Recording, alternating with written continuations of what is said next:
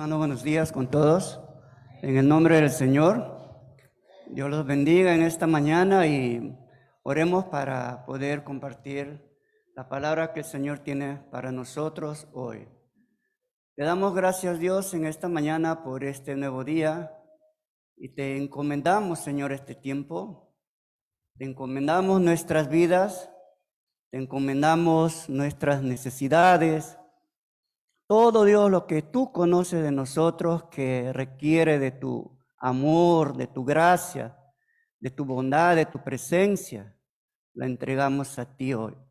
Bendiga este tiempo y gracias por tu palabra, por la bendición de poder congregarnos en este lugar, por la bendición de tener tu palabra, por la bendición de tenerte a ti. Te adoramos, bendecimos tu nombre en Cristo Jesús. Amén. Bien, hermanos, siempre que un importante personaje va a llegar a una determinada ciudad, a un pueblo, ¿no? Alguna comunidad, hay todo un acontecimiento previo a ello. Se envían personas o algunos precursores o algunos personajes que van como a preparar el lugar, ¿no? Dónde va a llegar, dónde va a anunciar, dónde va a estar el personaje, ¿no? Quizás disertando alguna conferencia o algún tipo de anuncio o de tal vez comunicado, ¿no? Y esto ya se ve desde antes, ¿no? En los tiempos de Cristo, podemos ver que también a la luz de los dos primeros capítulos de Lucas, vamos a ver cómo el Señor tiene un precursor que viene precisamente a presentarnos, a preparar el camino, a preparar el terreno para la llegada del ser más glorioso, del personaje más grandioso, de aquel ser que traería salvación, cambiaría vidas, situaciones, acontecimientos, incluso, ¿no? Ha cambiado como ya se describe hoy el antes y el después. Y en esta mañana quiero compartirles el Evangelio de la infancia de Jesús. Para ello les invito a que tengan sus Biblias abiertas en los dos primeros capítulos de Lucas, capítulo 1 y 2. De hecho que no vamos a leer todos los dos capítulos porque son bastante amplios, pero estaremos tocando algunos extractos de estos dos capítulos para ver algo que realmente nos presenta estos dos capítulos, ¿no? Tenemos en el Evangelio de la infancia de Jesús dos anuncios, dos nacimientos y dos personajes con una respectiva misión.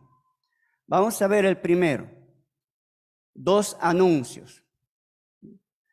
El anuncio del nacimiento del ángel Gabriel, hay aquí una visita angelical a dos personajes, primeramente a Zacarías, un sacerdote, ¿no?, de la descendencia de Aarón, y María, que es precisamente una sencilla joven que muy tal vez humilde, ¿no?, reciben esta visita de este maravilloso personaje. Y este anuncio angelical es una continuidad de la actividad divina en la historia de Israel y por ende en la historia del mundo, ¿no? Nuestro hermano Jared estuvo compartiendo un interesante mensaje el domingo pasado y precisamente a veces nosotros estamos un poco desconectados, ¿no?, de esta relación con el Señor, de entender, de comprender que Dios sigue gobernando, sigue cuidando de su creación, sigue manifestándose, sigue moviéndose de manera trascendente en el universo. Y precisamente el plan de Dios y su propósito se desarrollan en la historia de la humanidad. Dios sigue moviéndose en la historia de la humanidad, ¿no? Y según Lucas, había en ese periodo, ¿no?, reyes, gobernantes, que estos no juegan realmente un papel directo, ¿no? En este caso, en la acción de la historia, sino sirven para los propósitos divinos. Sirven como claves cronológicas y a la vez estos personajes solo gobiernan desde lejos. Porque el que gobierna el mundo, el universo, sigue siendo ¿quién? ¿Sigue siendo quién, hermanos? Dios, ¿no? Sigue siendo Él el gobernante, sigue siendo Él el que se mueve, el que trasciende en la historia. Es Dios quien hace la historia. No es Él alguien que interrumpe la historia, sino Él hace la historia. Y vamos a ver aquí precisamente a dos de estos anuncios que son interesantes, ¿no? Les invito a leer unos versos de Lucas capítulo 1, vamos a leer de los versos 5 hasta el versículo 7. Voy a leer en la nueva versión internacional, que dice así: en tiempos de Herodes, rey de Judea, hubo un sacerdote llamado Zacarías, miembro del grupo de Abías. Su esposa, Elizabeth, también era descendiente de Aarón. Ambos eran rectos e intachables delante de Dios. Obedecían todos los mandamientos y preceptos del Señor, pero no tenían hijos porque Elizabeth era estéril. ¿Hay alguna Elizabeth aquí? Espero que no sea estéril. Y los dos eran de edad avanzada, ¿no? Tenemos en este párrafo, ¿no? Precisamente dos personajes que vienen a ser los padres de Juan, ¿no? Y los padres de Juan eran Zacarías y Elizabeth. Estos personajes, como lo describe la palabra, eran rectos e intachables delante de Dios, ¿no? Estos padres de Juan, que eran Zacarías y Elizabeth, obedecían todos los mandamientos y preceptos del Señor. Pero había algo trágico en la vida de estos dos personajes, ¿no? No tenían hijos. Y había un problema, si se podría decir, que no tenía solución. Elizabeth era estéril, ¿no? Zacarías y Elizabeth eran justos ante Dios. Eran personas que tenían una vida completamente justa delante del Señor. Mucha gente tiene una vida doble, ¿no? En la iglesia se comporta de una manera, pero fuera de la iglesia tienen otro tipo de vida y de comportamiento. Y realmente uno puede tal vez ocultarse de las personas, la conducta tal vez equivocada, incorrecta que tenga, pero no podemos escondernos de Dios.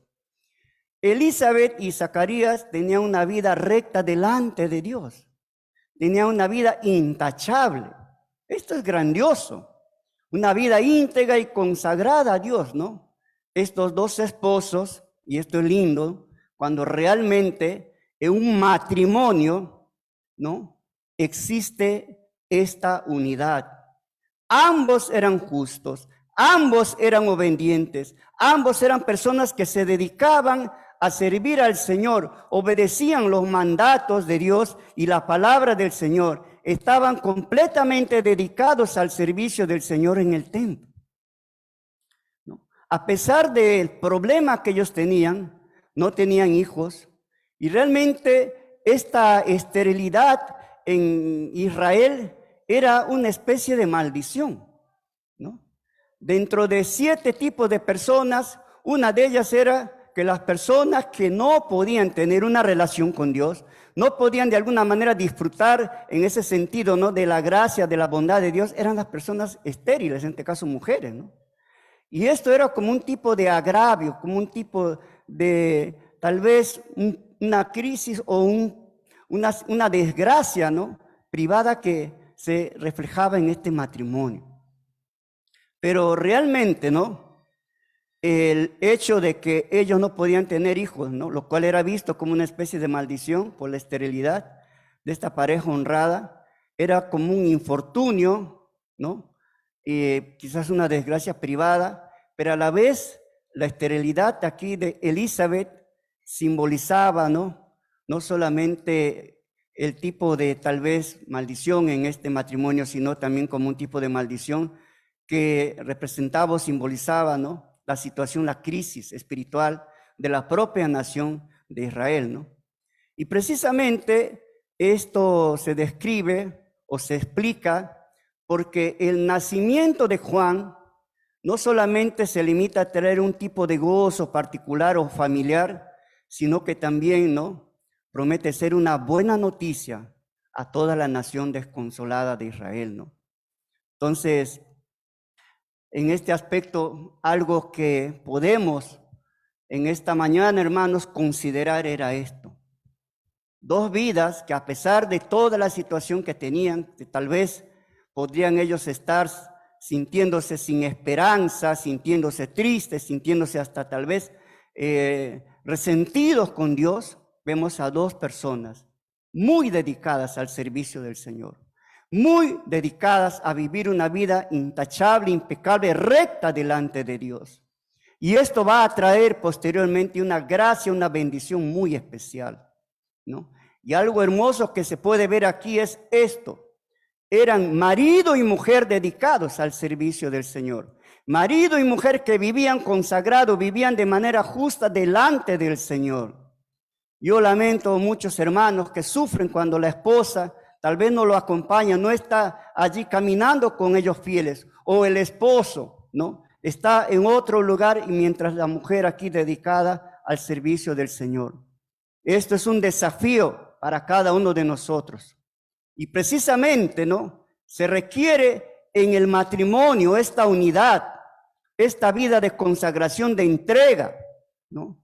Así que, hermanos, les animo en esta mañana a ustedes que son esposos y a la vez padres, únanse más, hermanos, a buscar juntos al Señor, a estar trabajando en su vida, viviendo una vida de justicia, una vida de entrega, una vida de rectitud. Ambos. Siempre remarcamos esto con mi esposa, de estar los dos antes de hacer cualquier actividad, orar juntos, buscar al Señor juntos. Hemos recibido esta exhortación, este consejo, cuando éramos nuevos casados. Y hoy vemos que realmente Dios ha bendecido nuestra vida, nuestro matrimonio. A pesar de las dificultades, de las debilidades que podamos expresar ambos o de los retos que nos toca vivir, allí juntos enfrentamos todo este tipo de situaciones. Pero también juntos hemos sido bendecidos por el Señor. Así que, hermanos, no ande independiente de su esposa. Hay hermanos que les gusta hacer las cosas fuera de la consulta, fuera tal vez de la comunicación con su esposa o con su esposo. No hagan eso, es peligroso, es un riesgo. Por algo dice la palabra, ya no son dos. Cuando nos casamos, cuando nos unimos ante el Señor, nos convertimos en una sola carne. Y precisamente esto debe llevarse en la vida, ¿no? Aunque tengamos dificultades, aunque de vez en cuando tengamos algún tipo de problema allí, ¿no? No debe esta relación romperse o tal vez separarse. No demos lugar al enemigo porque Satanás quiere eso, que usted se separe, que usted se divorcie de su esposa o que usted se aleje de su esposa o de su esposo. Y hoy vemos tremendos problemas en la sociedad cuando muchos niños y niñas, jóvenes incluso, crecen en hogares disfuncionales, muchachos rebeldes. Una vez que hicieron una consulta en un reformatorio, en una cárcel, habían como 100 presos, de los cuales 90 venían de hogares disfuncionales o que tenían problemas en la familia. Entonces, la consecuencia de eso es debido a eso, ¿no? Cuando los matrimonios tal vez no tratan de llevar esa vida, ¿no?, realmente unida. Y la única cosa, hermanos, que nos va a unir en el matrimonio no es el tener dinero, no es el gozar de muchos bienes materiales, no es tal vez el disfrutar de muchos bienes o tal vez títulos o conocimientos. Es de estar con una vida dedicada al Señor. Es la de cada día, esposo, esposa, ahí juntos, oren al Señor, busquen al Señor, dedíquense ahí a entregar sus cargas, sus problemas, sus necesidades a Dios. No estén teniendo tiempos devocionales separados. Si quieren, háganlo, pero tengan un tiempo como esposos juntos allí, orando. Y aquí vemos un lindo ejemplo, un digno ejemplo precisamente de esto, ¿no? Elizabeth, Zacarías eran dos personas consagradas. Versículos 8 al 14 dice lo siguiente: un día en que Zacarías, por haber llegado al turno de su grupo, oficiaba como sacerdote delante de Dios. Le tocó en suerte, según la costumbre del sacerdocio, entrar en el santuario del Señor para quemar incienso. Cuando llegó la hora de ofrecer el incienso, la multitud reunida afuera estaba orando. En esto un ángel del Señor se le apareció a Zacarías a la derecha del altar del incienso. Al verlo, Zacarías se asustó y el temor se apoderó de él.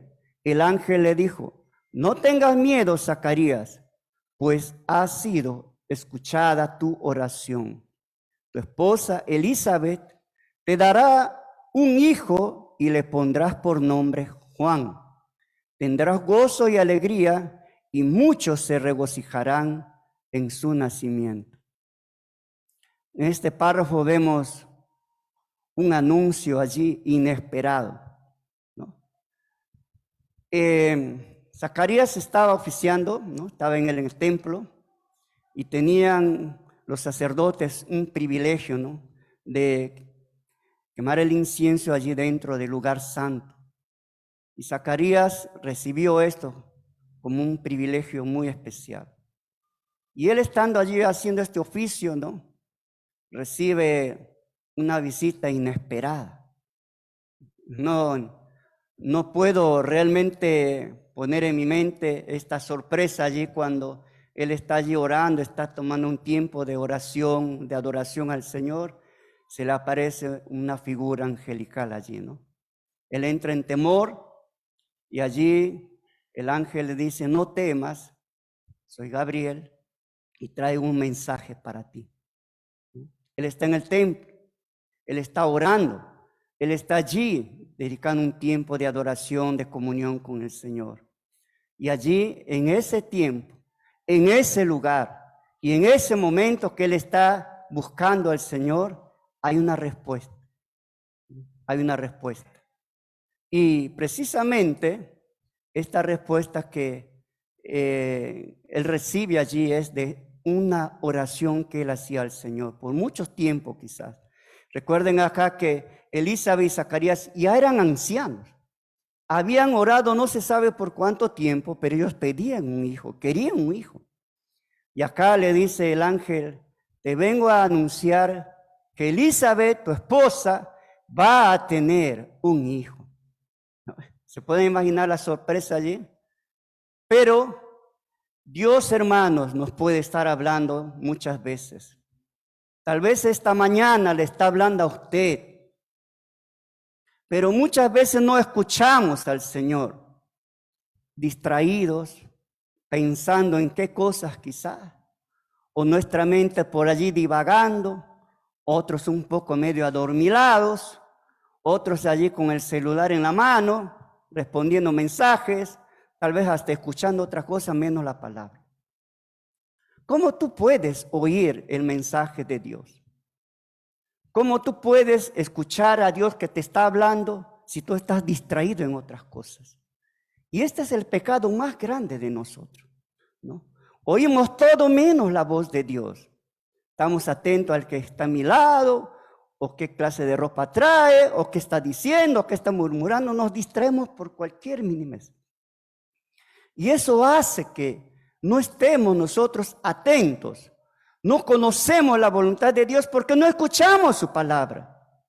Cuántos hermosos y preciosos y grandiosos mensajes se disertan domingo a domingo, día a día de repente, ¿no? O culto tras culto. Pero nosotros seguimos por allí, tal vez perdidos en el espacio, sin rumbo en la vida. Tal vez estás orando por algo y Dios ya te ha dado la respuesta, pero tú ni siquiera te has percibido de ello. Y aquí tenemos una visita angelical, divina, una presencia de un ser espiritual. A Zacarías, y le dice, Dios te está respondiendo a tu oración. Tu esposa va a tener un bebé. Creo que Patti está por allí anunciando ese bebé. Están ahí con la expectativa. ¿Qué clase será mi hijito o mi hijita? Están ahí hasta poniéndole nombre, todo eso.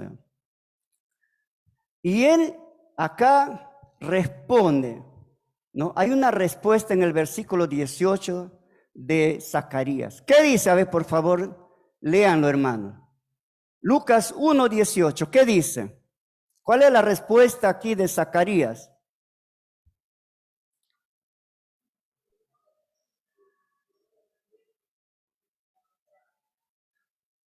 Hay una respuesta de Zacarías de incredulidad. ¿Cómo será eso? Dice. Yo soy un vejestorio, mi esposa otra anciana. ¿Cómo será posible esto? Dudan. Él duda y por esta duda recibe una disciplina, ¿no? Quedó mudo por buen tiempo hasta que nació Juan. Y en los versos 24-25 vemos aquí el cumplimiento, ¿no? De esta promesa que Dios le da a Zacarías. Vas a tener un hijo, le dice. Y este hijo nace posteriormente, ¿no? Elizabeth se embaraza, ¿no? Y viene ya esos primeros meses. Yo no sé qué tipo de embarazo habrá tenido Elizabeth. Ella era una anciana allí, ¿no? Pero ella feliz allí, ¿no? Dios le da esta bendición de tener un bebé. Y este tipo de situaciones lo vemos en Sara, una mujer estéril que también tiene un bebé. Por allí Raquel, otra mujer estéril que también tiene un bebé, ¿no? Rebeca creo fue. Entonces, vemos allí diferentes situaciones en las que Dios se había manifestado de una manera grandiosa. Entonces, hermanos, yo quisiera en esta mañana desafiarle. ¿Hay alguna oración, algún clamor que estás haciendo por algo? No dudes cuando recibas la respuesta, ¿no? A veces oramos y dudamos. No sé si será, si Dios querrá, no querrá, si será una respuesta de Él o no. Estamos allí muy realmente confusos. ¿Por qué? Porque no estamos atentos. Y muchas veces no le creemos a Dios, ¿no? Y eso pues jamás va a tener su respuesta. El siguiente anuncio vemos aquí, ¿no? Recuerden que son dos anuncios.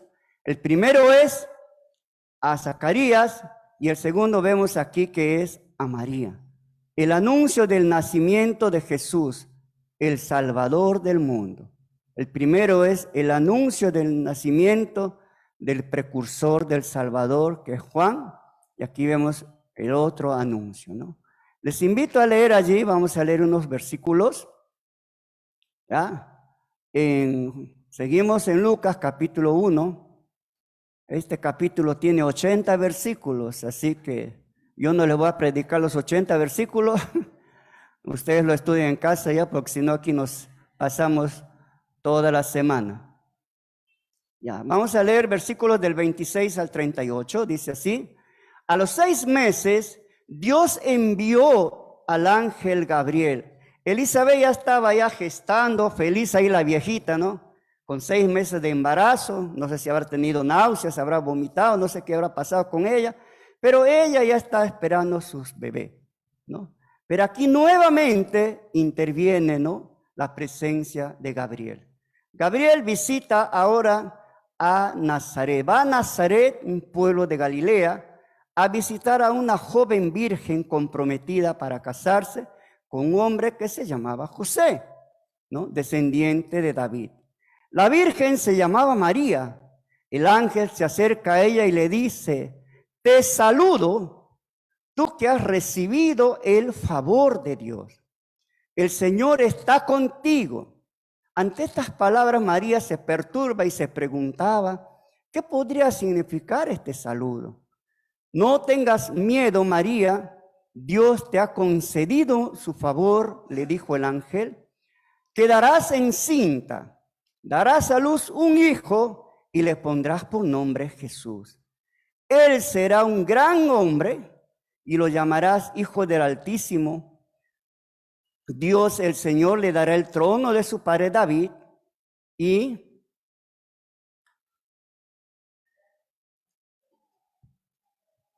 un ratito. Y reinará sobre el pueblo de Jacob para siempre. Su reinado no tendrá fin. ¿Cómo podrá suceder esto?, le preguntó María al ángel. Puesto que soy virgen, el Espíritu Santo vendrá sobre ti y el poder del Altísimo te cubrirá con su sombra. Así que el santo niño que va a nacer lo llamarás Hijo de Dios. También tu parienta Elizabeth va a tener un hijo en vejez. De hecho, lo que decían que era estéril ya está en el 6º mes de embarazo. Porque para Dios no hay nada, vamos, estás ahí luchando con una debilidad, estás batallando con un problema, una carga, llévala al Señor. Para Él nada es imposible. Él está presto a recibirte con tus paquetes, tus cargas, tu dolor, tu pesadez, tu problema o lo que fuera. Para Él nada es imposible. La respuesta de María es esto. Aquí tienes a la sierva del Señor, contestó María. Que Él haga conmigo como me has dicho. Y con esto el ángel le dejó. Yo no sé si estamos esta mañana listos a decirle: Señor, haga con mi vida lo que quieras. ¿Tenemos miedo? De repente me manda a Ucrania, así ni loco, dirán muchos acá, ¿no? Tenemos miedo de entregarnos al Señor y decirle: Señor, haz con mi vida lo que quieras. Porque pensamos que Dios no puede gobernar nuestras vidas de una manera fácil o de una manera tal vez como a mí me agrada. María, una mujer sencilla y humilde, vivía un pueblo casi insignificante. En todo el Antiguo Testamento nunca se ha mencionado el nombre de Nazaret. Pero aquí María es visitada por un ángel del Señor y ella recibe otro anuncio, ¿no? Un anuncio maravilloso, ¿no? Que cambiaría grandemente su vida. María cree precisamente a este anuncio y se consagra a esta misión que Dios le ha delegado.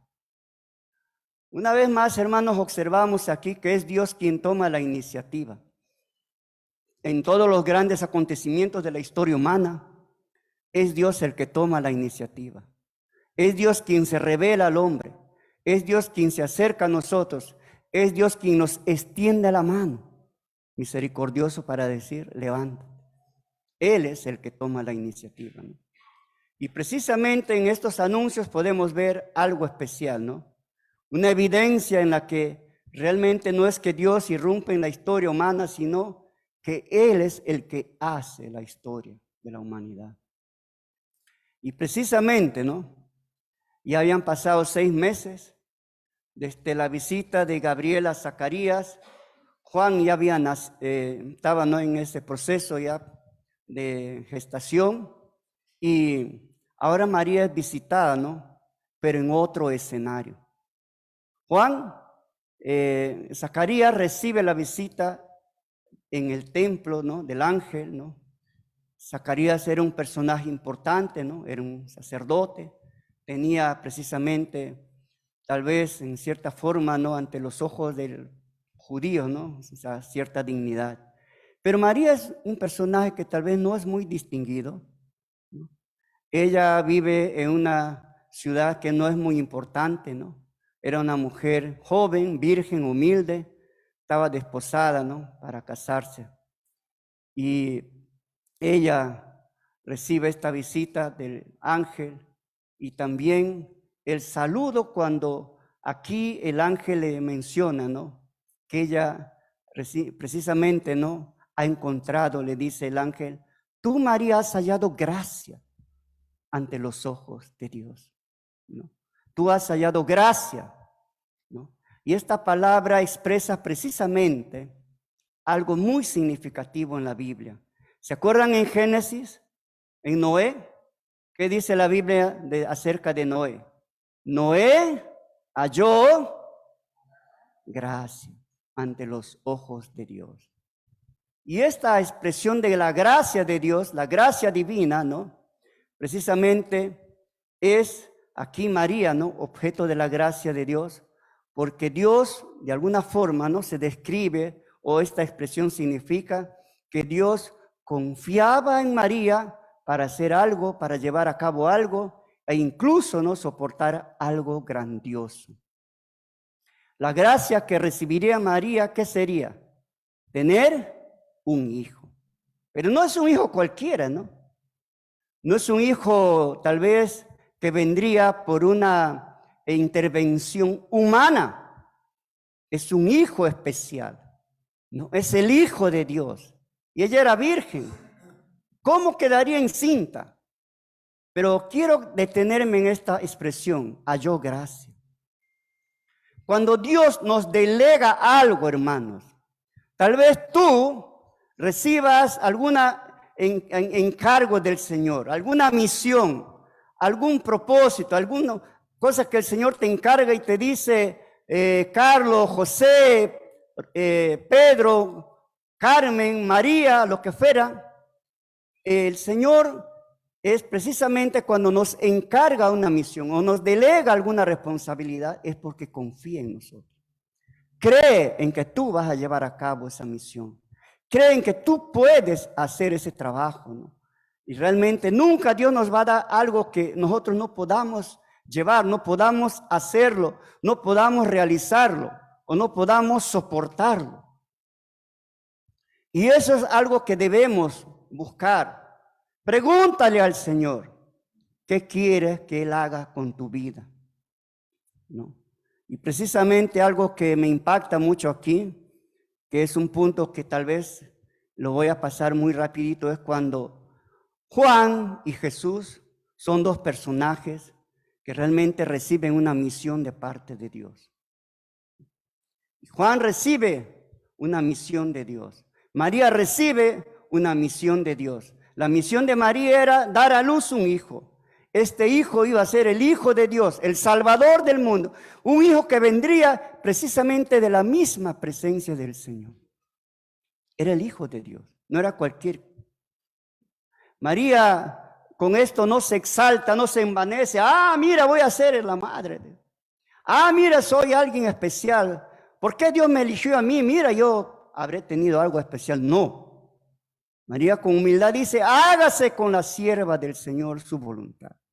Ella se humilla, se considera como una esclava del Señor, ¿no? Y es algo que realmente, hermanos, debemos considerar, ¿no? El nacimiento sería un grandioso milagro en lo que realmente se manifestaría la gloria y el poder de Dios.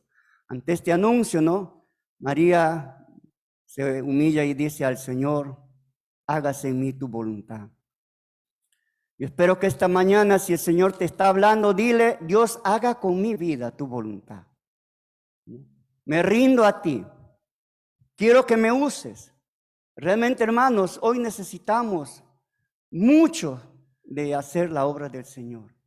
Hay matrimonios que languidecen con problemas, con cargas, con sufrimiento, que necesitan nuestro consejo, nuestra oración, nuestro apoyo moral, espiritual. Hay jóvenes perdidos allí en vicios, en drogas, en muchos problemas que requieren de tu apoyo, de tu oración, de tu predicación, de tu ánimo.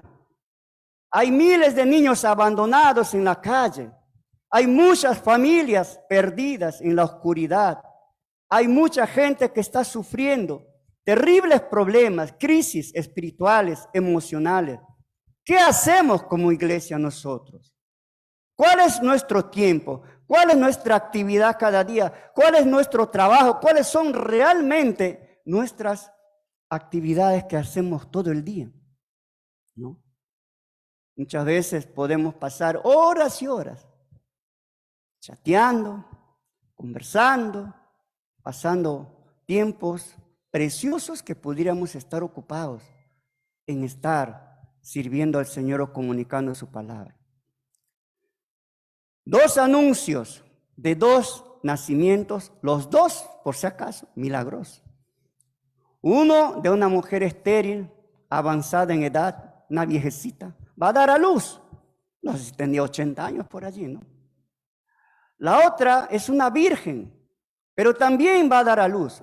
Recibe el anuncio que va a tener un hijo, ¿no? Son 2 acontecimientos, de 2 anuncios que son realmente anuncios que se manifestarían o se llevarían a cabo mediante una manifestación sobrenatural. Y me encanta aquí cuando el Señor dice a María, para Dios nada es imposible. Para Dios no hay nada aquí imposible. Allí a Zacarías, pero ¿cómo? Mi esposa es estéril, es viejecita, yo soy otro. Y aquí está manifestándose, para Dios no hay nada imposible. María se sorprende, pero yo soy virgen, ¿cómo voy a poder embarazarme?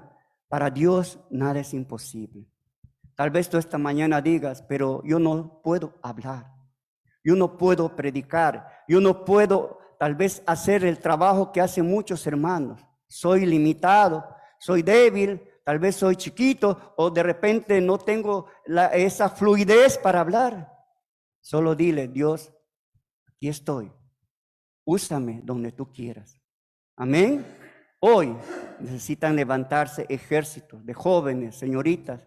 Hay muchos ministerios acá en la iglesia, de niños, de adolescentes, de jóvenes mayores, de varones, de damas, de ujieres. Hay muchos ministerios. Y espero, hermanos, que este año usted se involucre en algo, ¿no? Porque realmente Dios no va a bendecir a los que son medio perezositos por allí. Así que acá hay 2 respuestas. Una respuesta es con duda. Zacarías duda. Zacarías no cree que Dios podrá hacer este milagro. Pero la otra dice, he aquí, estoy lista. No le creo a Dios y creo que Dios podrá hacer eso. ¿Cómo respondes tú al llamado de Dios? ¿Cómo respondes tú esta mañana al anuncio de Dios? ¿Crees en ello? ¿O tienes miedo? ¿O tienes duda? ¿O tienes temor? ¿O no crees que Dios puede usar tu... Vamos terminando. Dice el siguiente, 2 nacimientos, ¿no? Vemos aquí el nacimiento del precursor del Salvador, ¿no? Juan el Bautista ya está en camino y aquí llega. Abre sus ojitos allí, sale del vientre de una viejecita, un niño maravilloso, precioso, ¿no? Vamos a leer unos versículos acá. Cuando se le cumplió el tiempo a Elizabeth, dio a luz un hijo. Sus vecinos y parientes se enteraron. Dio a luz la ancianita Elizabeth allí, ¿no? Vamos a ver a la viejecita, ella ya marcando un lindo bebé allí, ¿no? Y que el Señor le había mostrado gran misericordia. Y estaban contentos los vecinos, los parientes, ¿no? De que Elizabeth había dado a luz. ¿Saben por qué? Porque Dios había quitado su oprobio de la esterilidad, de esta maldición, de esta desgracia. Dios se había quitado a esta mujer, a este matrimonio, a esta familia. Toda esa tal vez muestra de un tipo de maldición, ¿no? Y esto es hermoso, hermanos. Cuando realmente en nuestra familia hay una mancha allí, ¿no? Un hijo rebelde, una hija rebelde, alguien que deshonra a la familia, alguien que tal vez está trayendo afrenta, desgracia, maldición a mi hogar, a mi familia. Pero para Dios nada es imposible. La llegada de un bebé trae alegría, ánimo, ¿no? En esta familia. Y realmente allí hay una discusión con el anuncio allí sobre el nombre. le quieren poner otro nombre, la esposa dice, no, él se llamará Juan. ¿No? Y realmente esta expresión del nombre de Juan es muy significativo, ¿no? Y precisamente este nombre de Juan expresa la misericordia, expresa, ¿no?, esta bondad de Dios para con la humanidad. Y ellos se sorprenden, ¿no? Ahí cuando le preguntan a Juan, Juan estaba ahí como sordo, mudo, tal vez no podía él mencionar, pero él dice alto, ¿no? Y de una tablilla y escribe el nombre, él se llamará Juan, su nombre será Juan. Todos quedan asombrados de toda esta situación, ¿no? Y precisamente ya hay todo un anuncio, hay una expectativa, y la pregunta que dice el verso allí 66, ¿qué llegará a ser este niño? ¿Por qué la mano del Señor lo protegía? ¿No? Y hermanos, aquí hay algo especial, ¿no? El nacimiento de Juan es la respuesta a la oración de estos padres. Usted está esperando, está orando por su niño, por su niña, por su joven, por su señorita. Siga orando hasta que Dios responda. Siga clamando de rodillas, llore, clame ante el Señor. La oración tiene poder. La oración es el medio por el cual podemos nosotros acercarnos a Dios y llevar y depositar ante Él nuestras cargas. Entonces, siga clamando allí. Ora por tus hijos. Ora por tus hijas. Ora por tu esposo, por tu esposa, por tu familia. Ora por ellos, hermanos. Donde se encuentren, clama por estas vidas.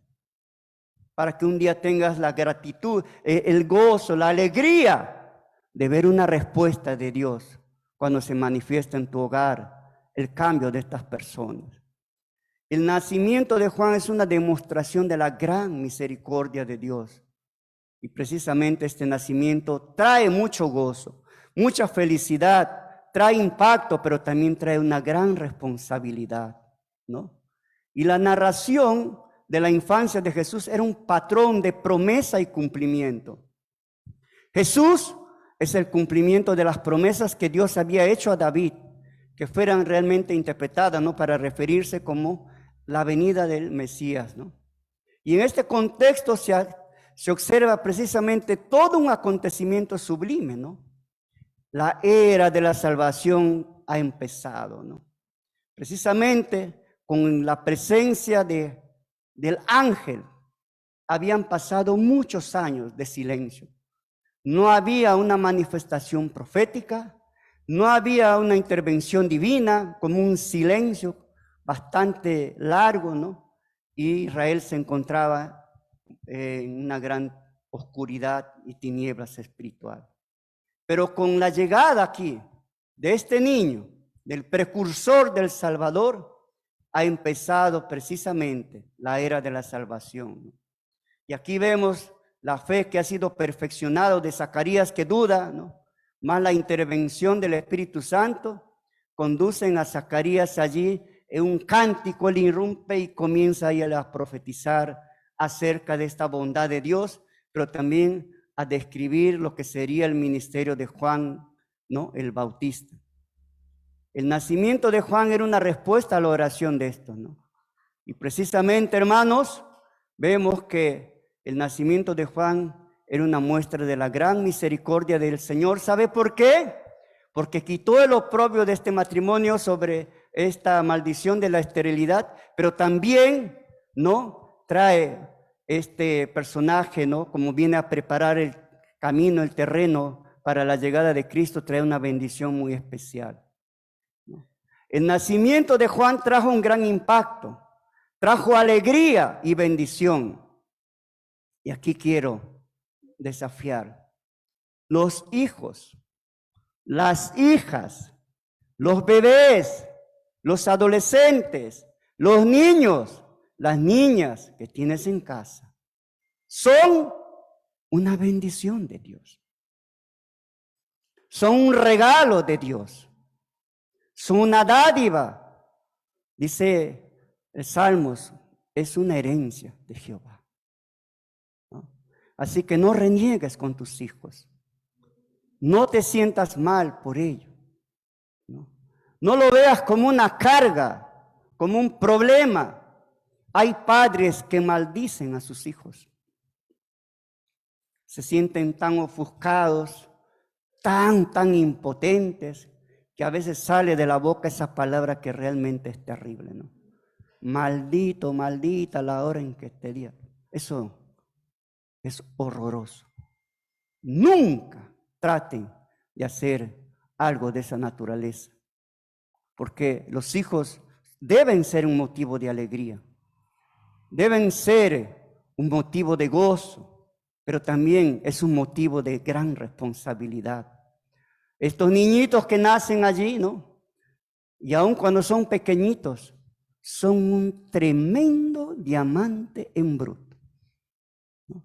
Había un maestro que cada que él entraba a su aula, que eran niños pequeños allí, 8 o 10 años, él se inclinaba y hacía una venia como salud. Y un día le pregunta y le dice, profesor, le dice, ¿por qué usted cada que entra al aula se inclina y saluda a estos chiquitos? Y él le pregunta, porque yo no sé si en mi aula habrá grandes hombres que van a cambiar la historia de nuestra humanidad. Tu hijo o tu hija puede ser un hombre que va a hacer gran historia, una mujer que va a traer gran bendición al mundo, ¿no? Depende de la mano como lo eduques tú a él o a ella, ¿no? La responsabilidad de los padres para educar a los hijos, la de los maestros y la intervención divina por tu oración que hagas por tus hijos, realmente puedes traer al mundo un hombre, un gran líder, que trae una tremenda capacidad, un potencial para traer bienestar a este mundo. Les decía antes, las cárceles tienen muchos jóvenes, adolescentes, de muchachos rebeldes, resentidos con sus padres, con sus madres, porque tal vez no han recibido esa ayuda, esa gracia, ese respaldo espiritual que ellos necesitaban. Así que, hermanos, recuerda, 2 padres consagrados a Dios trajeron una bendición muy especial. Entonces, el nacimiento de Jesús, cuando Él vino al mundo, vemos aquí, ¿no? Antes del nacimiento suscitan acontecimientos inusuales que realmente prepararon el terreno para llevar a José, a María, a Belén, donde debería nacer el Salvador, ¿no? Un censo que se da, mueve todo el panorama prácticamente allí de este traslado de José y María, ¿no? Y donde ellos llegan precisamente, ya hay días del alumbramiento, María da luz a esta bendición, ¿no? En un lugar humilde, en un pueblo humilde, en un lugar bastante, vamos a decir, pobre, ¿no? Es el lugar que Dios escoge para visitar a su pueblo en medio de la pobreza y la impotencia, en un pesebre y entre pastores. Dice que los pastores no eran realmente muy agradables, ¿no? Tal vez porque todo el día paraban allí con sus ovejitas, olían a borrego, a oveja, eso, así que no eran muy queridos por mucha gente. Pero en medio de todo eso viene este mundo, ¿no? A nacer el Salvador de la humanidad. Hermanos, la llegada de Jesús a la tierra es precisamente un tiempo de oscuridad. Jesús viene a este mundo, Él es la luz. Él dice, yo soy la luz del mundo. Y Él llega a este mundo, un mundo que está en tinieblas, para traer salvación, para que los hombres puedan ver cómo conducir su vida, para que los hombres puedan ser perdonados de sus pecados. El Rey del universo llegó a este mundo, ¿no? Y trajo precisamente la bendición de la salvación eterna. ¡Qué maravilla!, ¿no? Y allí los que son expectantes de esto son unos pastores humildes, ¿no? Los grandes reyes estaban por allí en sus tribunales, rodeados tal vez de comida, de banquetes, de vino, de soldados allí. Pero el Rey del universo llegaba a un pesebre, en un pueblito pequeñito allí. La bendición de Dios llega a ese lugar y viene a este mundo. Y los que están expectantes, los que observan esto, son hombres humildes. Por allí unos pastores ven toda una tremenda multitud de ángeles que irrumpen en el cielo y les dicen, ¿no? Hoy ha nacido, hoy ha llegado, he allí, vino el Salvador. Está en tal lugar, vayan. Qué hermoso. Y hermanos, nosotros podemos decir eso esta mañana. El Salvador ya ha venido. El Salvador cumplió su misión y hace fe. Pero ese Salvador te extiende a ti tu mano y te dice, ¿quieres mi bendición? ¿Quieres mi salvación por lo cual yo vine? Precisamente ese era el motivo por lo cual Jesús vino a esta tierra, ¿no? Para salvarnos. El mismo nombre, Jesús, salvación, ¿no? Así que hermanos, en esta mañana quiero recordarles, el Señor vino con la misión de salvarnos. Él cumplió su propósito, se fue. Juan el Bautista vino a este mundo para preparar el camino, para preparar el terreno para la llegada del Salvador. Y Él cumplió su misión y también se fue. ¿Cuál es tu misión en esta tierra?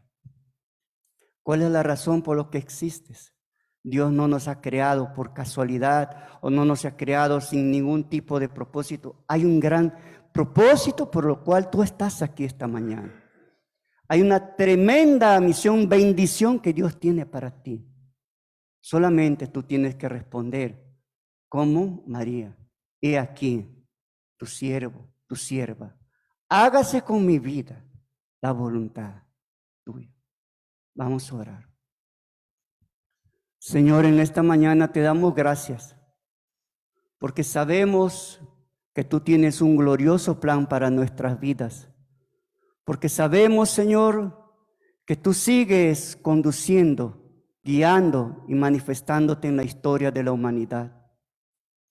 Permítanos, Dios, conocerte más profundamente, que podamos decir como Job, hoy mis ojos, no solo, Señor, mis oídos que escucharon de ti, que en un tiempo de nuestra vida hemos oído, hemos escuchado de ti, sino hoy nuestros ojos quieren verte más, conocerte más.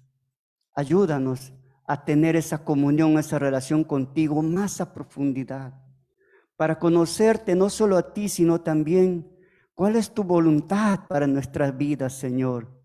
Ayúdanos a despojarnos de todo ese peso, esa carga de que nos asedia, de que nos estorba, Señor, el poder realmente tener una profunda relación contigo y también, Señor, el poder conocer tu voluntad para servirte con eficacia, para dar los frutos dignos de ti. Quiero orar que esta mañana, Señor, nos hables a todos aquí presentes, a cada uno según tu voluntad, según tus propósitos y según las necesidades de cada uno de mis hermanos. Bendice, Señor, este tiempo, tu palabra, y ayúdanos a aplicarlo en nuestras vidas, en el nombre de Jesús. Amén. Dios les bendiga, hermanos, que tengan buenos días y no olviden, para Dios todo es posible.